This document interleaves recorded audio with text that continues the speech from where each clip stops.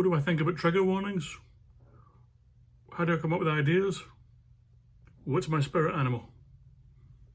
You guys have questions? I got the answers. Episode 1, Bleeding Between the Lines. Let's get to it.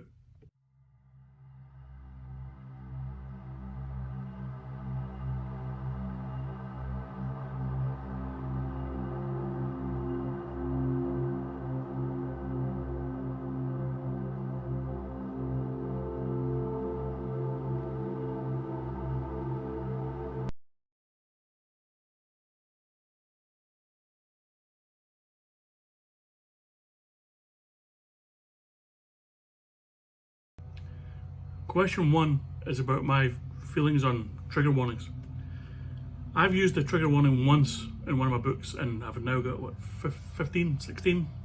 I've only felt the need to use it once. That was because the book Cradle Robber was set in a maternity hospital and babies were going to be in terror, the whole bit, so I just thought it was the right thing to do. But having said that, there was a scene in that book that I had in my head that when I went to write it, I thought it was too much. I thought it was a little bit too far, so I found a workaround. I kept the scene, but found a workaround where it wasn't quite so nasty as it would have been had it been my original idea. That said, I almost think trigger warnings are unnecessary in horror books, simply because if you're picking up a horror book and you choose to read horror, you have to expect that you're going to find something unsavory, distasteful, that could really kind of turn you off the whole book.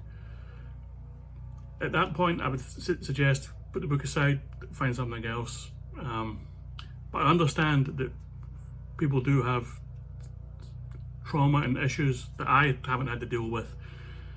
But again, I don't know, because sometimes it can come off as a little bit gimmicky. You'll see people I've seen people put multiple trigger warnings on books and you read it and go, why? It felt like a gimmick. And where does it begin and where does it end? Something that I find perfectly normal could trigger someone else, so you just don't know. You end up having a laundry list of stuff in there to try and keep everyone happy. So for me, I'd probably steer clear of it unless it's something that I feel kind of icky about, which is what I did with Cradle Robber.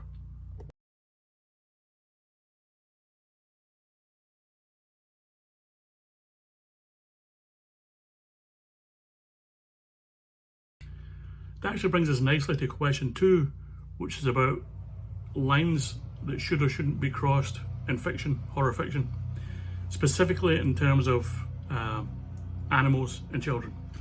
Now, again, I've had 2 stories where both have been involved. One was a short story for about Jeffrey Dahmer, where he did not so pleasant things to a dog, which he actually did in real life, so I felt it was necessary for the story. And then again in Cradle Robber, as I mentioned. I think it depends how you do it. I read a book recently. I read 2 books that kind of explored the same theme, both with children. One was written in a way where it softened the blow. It still had an impact, but it softened the blow. The other one, not so much. And I really found myself a little bit put off by the second of those 2 books, which I'm not going to name them, but not triggered so much, but I felt it just went a little bit too far, and I felt it was done for shock value as opposed to moving the story along. Like, you think of example Pet Sematary by Stephen King. Would that story have been as impactful had it been some grumpy teenager that got hit by a truck instead of a toddler? I don't know. So for me, I think lines are there to be crossed, but you have to do it in a way for dramatic effect as opposed for shock value.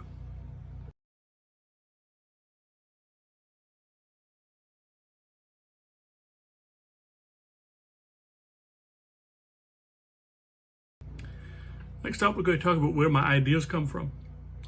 A lot of them come from dreams. A lot of my, when I wrote Off the Grid, I'll tell you a good example. When I wrote Off the Grid, I was really sick. Like really sick. worst flu I've ever had. And I was on a deadline and struggling to meet the deadline because I was sick. And I was at a point in the story where I felt there was a lull and I wanted an action scene. And I couldn't for the life of me think of anything. So I thought, I'm just going to go to bed, get some sleep, get back up and tackle it, with a fresh head. Went to bed, had a sleep, and basically had a fever dream of the entire chapter, which I put into the book as a dream.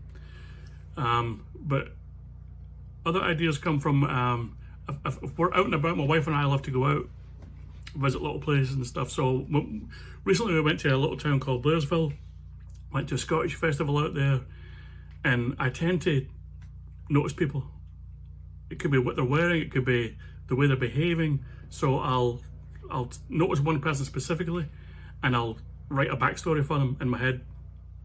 So I kind of put that away. And then on that same trip, we were heading back home, and we stopped off at this. It was like an old little ghost town, but it was active. There was shops in there, but it was set up like an old Wild West town type of thing. So I thought that was a great setting. So then I go, well, what would that person who I'm thinking about right now do in this particular setting?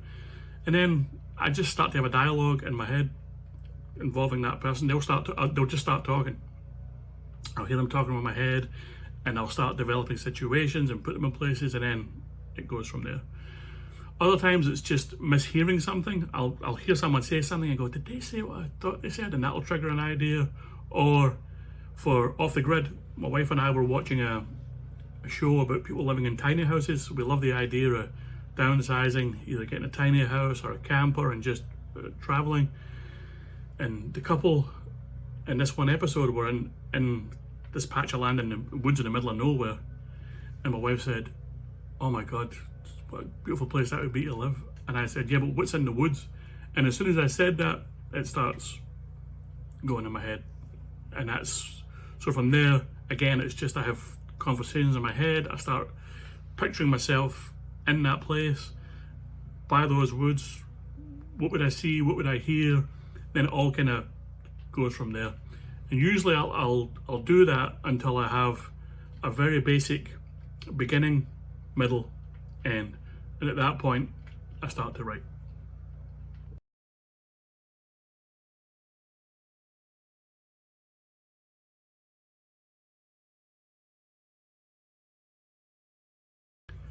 Next question is about rewriting after the first draft. Now I'm going to give probably a very unpopular opinion here, but the way I write is very different from, I think, what the majority of authors do. Most authors will do a first draft, let it sit, go back to it, and then start. Well, I don't do. Now, the first novel I wrote, Karaoke Night, I did that. Oh, let me show you. I got it here. So I wrote the draft, did it for NaNoWriMo, wrote the draft, and then did a hard copy. This is Karaoke Night, and it's very early form. And I went through that, found mistakes, changed some things, but I also found in doing that I kind of got in my own head, decided to question major passages of what I wrote. I questioned everything. And my wife was saying, it's great as it is, you don't need to mess with it too much. But in my head, it was like, and now I would just tinker and tinker and tinker to the point where I would probably never finish it. I would just abandon it. So what I do now is I'm very meticulous when I write. I'll basically write maybe a full page. I'll go back and go through that page, look for mistakes, which you always miss a bunch, but I'll look for as many mistakes as I can find. And for stuff that this doesn't sound right to me, and I'll change it on the go, and then finish a chapter, and then do that a chapter, read the chapter, go through it again, line by line, blah, blah, blah. So I keep doing that, so that by the time I'm finished the story, I essentially have a finished draft.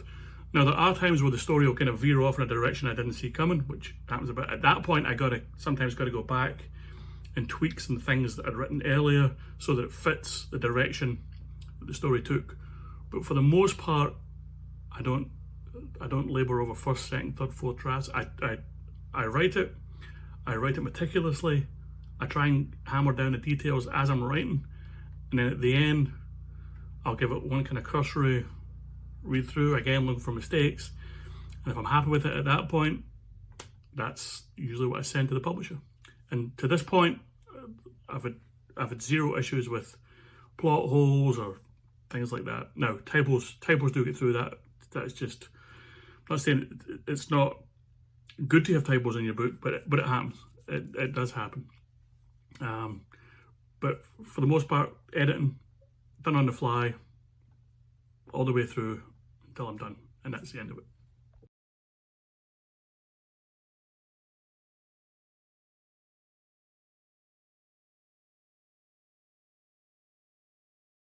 I'm going to close this out with a question I've never been asked before, but it's a good one. And I had to think about it. I was going to record this yesterday, but I had to think about this because I had to give, I thought, a decent answer. So the question is, as a writer, what's my spirit animal? Now, as a Scotsman, you probably think I'm going to say sheep, but that could raise all sorts of issues we don't really want to discuss. But I got thinking about it, and I thought of the story of and now I'm going to have to say words that don't sit well for a Scottish person. Tortoise. The tortoise and the hare. I thought the story of the tortoise and the hare. And I thought of that in terms of writing. So you think of, I'll give you two authors, Stephen King and George R.R. Martin. Right? Stephen King churns out books. Big, thick, meaty books on a regular basis. George R.R. Martin takes forever to put out a book. Tortoise and the hare. I fall probably more into the tortoise or turtle, if we're going to go that way. See, I'm glad it was a turtle, but that's a tortoise and not turtle. But I tend to fall more into the tortoise because I like to go slow, take my time, and make sure that what I'm doing is the way I want it, and the way I like it, and the way I think the people who read my books will like it. So, that being said, I guess my spirit animal is a tortoise. And here's my bald shell to prove it. Thank you for watching. I hope you enjoyed my answers. Now, if you have any more questions, I'd like to do this again, make it a regular feature type of thing. So if you have questions, drop them below. And please do take the time to like and subscribe. It really helps the channel. I want to grow this thing and start doing these maybe once a week. So if you've any other ideas, please drop them down, let me know, and I'll try and get to them all. Thanks again. Catch you next time.